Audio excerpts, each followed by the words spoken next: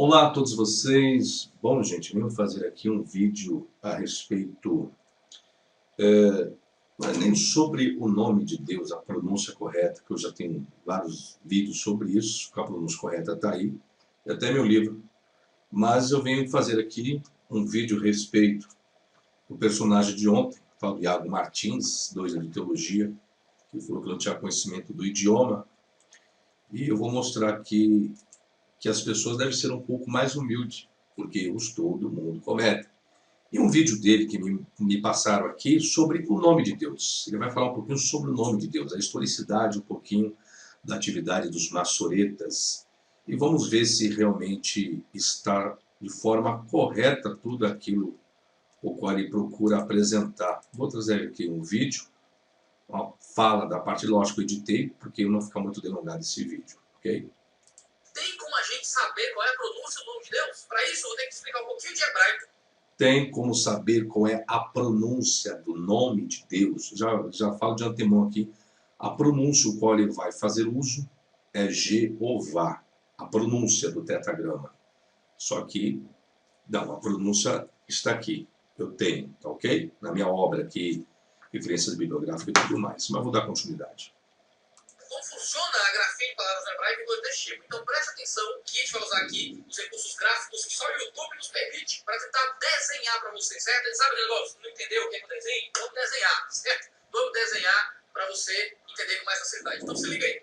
A dificuldade da pronúncia do nome de Deus consiste no fato de que o Antigo Testamento foi escrito há muito tempo, em grande parte na língua hebraica. Naquela época, as vogais não eram registradas. Só tem que tomar cuidado em termos vogais, que não foi registrado, qual época, ele não colocou qual época, porque o que ocorre, gente? Existe um sistema arcaico que algumas consoantes se passavam por valores vocálicos, tá? Consoante, nós temos o Aleph, nós temos o Re, nós temos o Vav e nós temos o Yud, tá? Chamado de Amot Hakiriah, ou em latim Matrix Lectionis. Então tem que saber qual o período. Então faltou essa informação. Porque essa regra das matrix antecede o trabalho e a atividade dos maçoretas, tá? A pronúncia das palavras era conhecida apenas através de transmissão oral. Mas de onde saiu a ideia de Jeová, ou Javé, ou Yavé e similares? Acontece que no desenvolvimento da transmissão do texto surgiram os chamados maçoretas, entre os séculos 10 e 11 a.C. Bom, ele fala que os maçoretas, eles aparecem,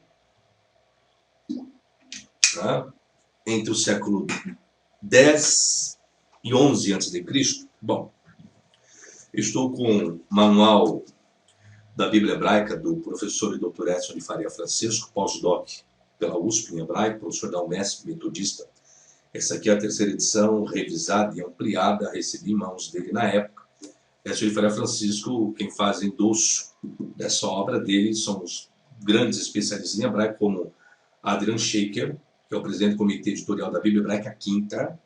Emanuel Tove é uma excelente pessoa. Professor no Departamento de Bíblia da Universidade Hebraica de Jerusalém, em Israel. Emanuel Tove, se não fala a memória, Edson de Faria Francisco, acho que fez a tradução da obra crítica textual dele, que eu tenho em inglês, não adquiri ainda. Mas são pessoas, Aaron Dotan, presidente do Internacional Organizações de Estudos Maçoréticos, OMS, não OMS, é outro OMS aqui, tá? É de Estudos Maçoréticos, a Organização de Estudos Maçoréticos. E o Rudi Zimmer, que é da Sociedade Bíblica do Brasil. Então, grandes pessoas dão respaldo à obra dele. E Sérgio Faria Francisco é quem fez o endosso que eu já apresentei ontem, o mesmo do meu manual de exegese do Antigo Testamento, uma crítica em Ezequiel 28, tá? Então, estudamos juntos aramaico bíblico, aramaico targúmico na USP, eu junto com Edson Faria Francisco. E na página número 249, não é o que os grandes especialistas estão concordando com esse Iago. Viu, Iago? Não é bem isso, tá?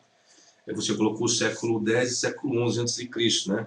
O século X e o 11º a.C. Bom, os especialistas no assunto não estão de acordo quanto à data do início da atividade maçorética. Alguns datam o início entre o século V e VI depois de Cristo, tá? Outros entre os séculos VI e VII depois de Cristo. outros entre os séculos VI e VIII, e outros ainda entre os séculos VII e IX depois de Cristo.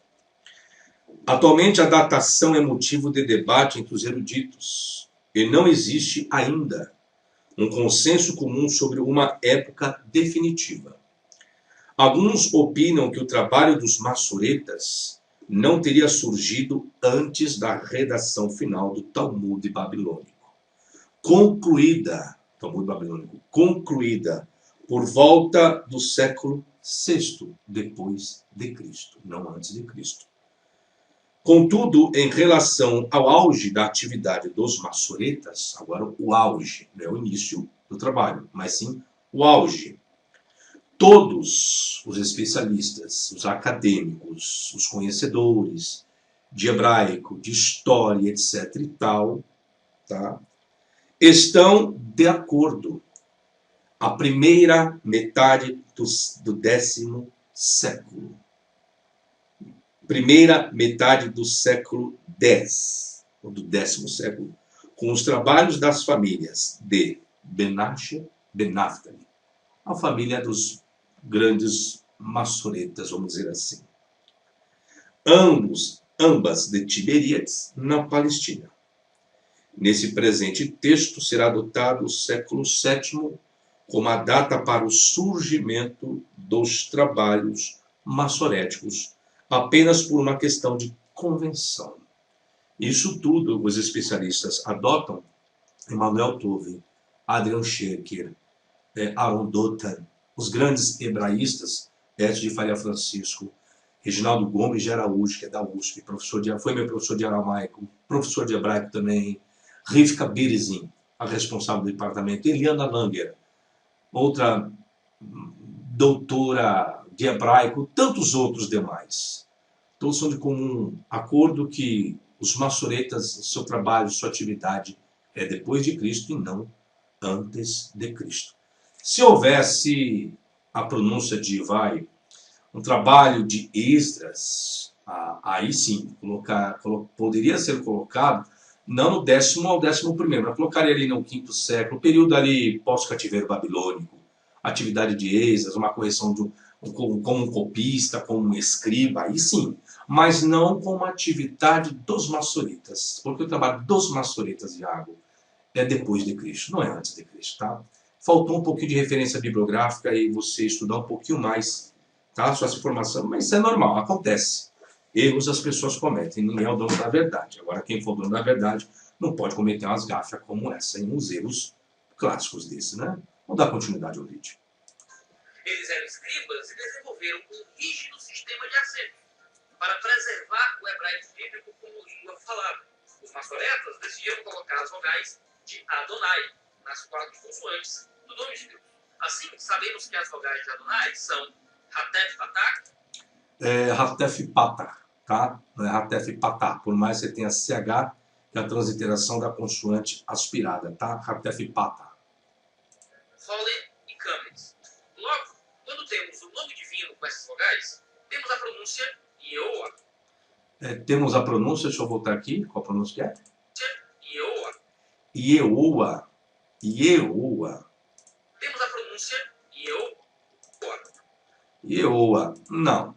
A pronúncia não é Ieoa. Ioa. Por que a pronúncia não é Ieoa? Ieoa. Veja bem. Aqui nós temos o Yud e o Re. A consoante Re, gente, ela é uma classificação cultural, ela é aspirada. Aqui no meio da palavra, no final, eu teria a pronúncia do Re, caso eu tivesse um patá furtivo aqui. Um patá furtivo, eu pronunciaria patá furtivo. Como fosse um câmbio aqui também. Só que ela é cultural. Yeho. Não é ua, é vá. Yehová. Ou seja, pronúncia errada também. Você já tem a transliteração, não poderia ter errado na própria transliteração, né? Não pode, Iago. Se você já transliterou e você tem conhecimento do hebraico, como afirmado ontem, né? Que eu não teria o conhecimento, então claro que você tem que ter. E aqui, os meus alunos que são alfabetizados no meu curso, eles nunca vão pronunciar Ieoa. Não. Os meus alunos que estão se alfabetizando, Isso aqui é uma coisa primordial do alfabeto. Já, a primeira coisa que eles vão aprender é decorar as consoantes e os sinais diacríticos para saber como pronunciar. E digo mais, meus alunos transliteram enquanto não decorarem o alfabeto. Depois que decorou o alfabeto, não há mais necessidade de transliteração. Por que serve a transliteração? Para a pessoa ter uma segurança como pronunciar. Se você transliterou, você não deveria ter pronunciado Yehoah, e sim Yehová. Aí depois lá no final você vem com a desculpa do alemão, mas isso aqui não se trata de transliteração do alemão. Isso aqui se trata de uma transliteração do hebraico.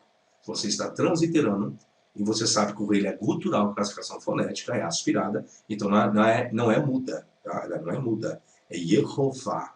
Yehová. Está aqui, ó, na primeira sílaba. No final da sílaba, ela se torna muda. Aqui você tem duas sílabas. Então, Yeho. Você tem aqui, ó, um sinal maçonético apoiando a pronúncia dessa consoante, tá? Aqui eu poderia pronunciar caso tivesse uma pique ou tivesse um patá furtivo. Aí eu pronunciaria o Ré final. Ok? Então, tomar um pouco mais de cuidado, né?